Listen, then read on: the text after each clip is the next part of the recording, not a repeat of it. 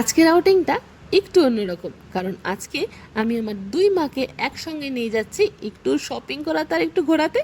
নমস্কার, আমি মঞ্জিতা। আমার নতুন একটা ব্লগে সবাইকে স্বাগত।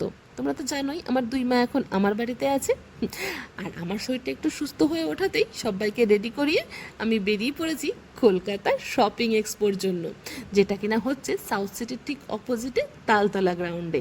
আর এখানে ঢুকেই জানো তো মাথাটা একদম ঘুরে গেল, কারণ প্রতিটা দোকানের স্টক আর প্রতিটা দোকানের কালেকশন এত সুন্দর এসছে।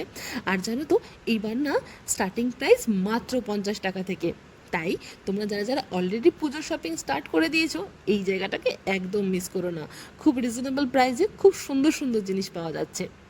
আর এখানে এসে প্রতিটা দোকান ঘুরে ঘুরে আমি মায়েদের জন্য তাদের পছন্দ মতন টুকটাক কিছু জিনিসও কিনে দিয়েছি, আর আমি নিজের জন্য টুকটাক কিছু কিনেছি।